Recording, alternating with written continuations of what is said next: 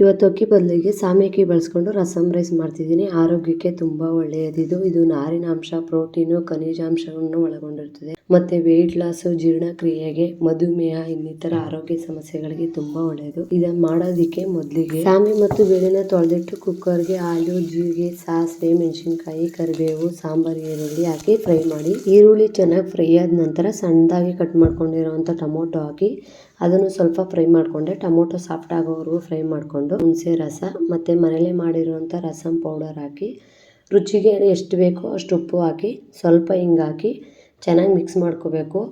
ಸ್ವಲ್ಪ ಮಿಕ್ಸ್ ಮಾಡಿದ ತಕ್ಷಣ ಅದು ಸ್ವಲ್ಪ ಮುಚ್ಚಿ ಬೇಯಿಸ್ಕೋಬೇಕು. ಸ್ವಲ್ಪ ಎಣ್ಣೆ ಬಿಡೋ ತನಕ ಬೇಯಿಸ್ಕೊಂಡಾದ್ಮೇಲೆ ಆಗಲೇ ತೊಳೆದಿಟ್ಕೊಂಡಿರುವಂಥ ನಾವು ಸಾಮೆ ಅಕ್ಕಿ ಮತ್ತು ಬೇಳೆನ ಹಾಕಿ ಅದನ್ನು ಸ್ವಲ್ಪ ಚೆನ್ನಾಗಿ ಮಿಕ್ಸ್ ಮಾಡಿಕೊಂಡು ಜಾಸ್ತಿ ನೀರು ಹಾಕ್ಕೊಂಡು ಮೇಲ್ಗಡೆ ಸ್ವಲ್ಪ ಕೊತ್ತಂಬರಿ ಸೊಪ್ಪು ಹಾಕಿ 2 ವಿಸಲ್ ಹಾಕಿಸ್ಕೊಂಡ್ರೆ ರಸಮ್ ರೈಸ್ ರೆಡಿ ಆಗುತ್ತೆ. ಇವತ್ತಿನ ದಿನಗಳಲ್ಲಿ ಆರೋಗ್ಯ ಸಮಸ್ಯೆ ಹೆಚ್ಚಾಗ್ತಾನೆ ಬರ್ತಿದೆ.